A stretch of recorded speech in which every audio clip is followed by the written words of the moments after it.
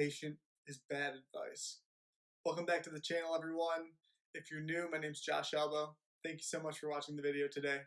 And in the video today, I want to talk about why I feel the advice, be patient, is bad advice. So to give a full perspective, I understand great things take time, and that is a huge key from a value standpoint of how much you're going to value something. You're not going to value a relationship that's a day old versus a relationship that's 5 years in. That's where we're getting to like sunk costs beliefs and stuff, as well as giving up on a business that might be 5 years old. It's going to be more difficult because of all the time and the commitment that you put into it, whether it's money or time that you put into it, both. But the reason I think when people tell you be patient is bad advice is because potentially they're telling you because they don't want you to, one, not everybody's on your team. Like people that you think might be on your team aren't necessarily on your team. They're there to help you until you pass them up or you're doing better than them, aside from a leadership position where maybe you're hiring them. But I'm talking more so, let's call it family members, because that's the generic for most people. So when someone says be patient, they might just mean, I can't bring anything to the table to help you. I'm going to say be patient so you feel better about yourself, but it's not actually helping you grow. Aside from that, there's always something that you could be doing. So when someone says be patient, whether, let's just go pure, like as simple business as we can go as possible, sales. My belief is if you don't have sales, you don't have a business. If you're not driving revenue, you don't have a business, you have an idea. Ideas are worth nothing or worth zero until you have sales in the door, which I made plenty of other videos about why you shouldn't be filing for all these different business type things if you have no dollars in sales, as well as other things you should be doing when you first start a business that are driving sales, not spending money on stupid stuff like cars or just dumb things that have nothing to do with the business. Not you being dumb, the purchases were dumb choices.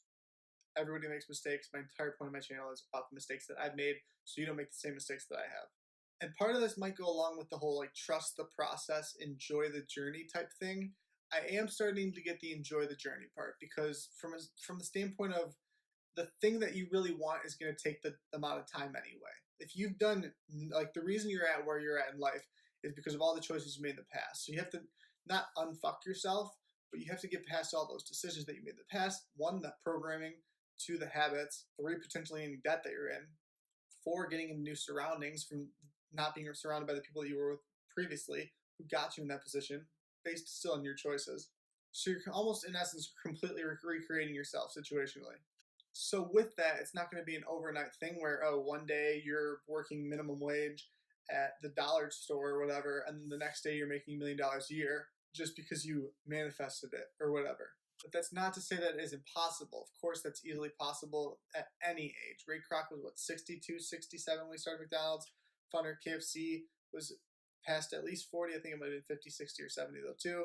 There's countless examples of people way past half their life creating billions of dollars of wealth, not just millions, as well as just general recreating of themselves to feel fulfilled and successful. But back to being patient. It's almost like the term, like saying be patient to someone is telling them, like, don't want it as bad as you want it. And maybe it's coming from the fear that the person telling you to be patient has of wanting something too hard because they're afraid of being judged on their shit. So they're afraid of like wanting something and showing that they want it, because if they put themselves out there and they say, I want this Ferrari by this time next year, or my goal is to get this Ferrari as soon as possible, I want this Ferrari, but then they don't get it.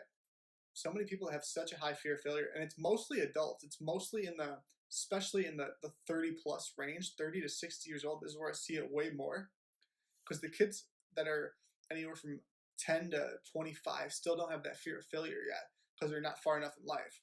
So again, this is not to say that the good things don't take time, but I think the shift should be placed on more focus on, let's say from a Gary Vee standpoint, because he would say both. He would say patience and self-awareness, but I think self-awareness is way more important, which I think Gary would agree with, because if you really know what you desire and you have that choice from whether it's from self-esteem that was implanted in you when you were 0 to 7, and you're not afraid to desire something and really want it bad enough, like completely unapologetic about what you desire, there is no reason to be patient. You should want that till it drives you to where you can't sleep. I've got plenty of friends that are successful, as well as myself, who have had countless sleepless nights because of the desire and the strength of that desire that we want for the certain level of successes that we want.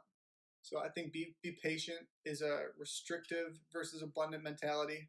I think it's bad advice because it's not forcing you to level up and not have to be patient. Let's say you have the ability to do anything with endless creativity. You have the ability to do both.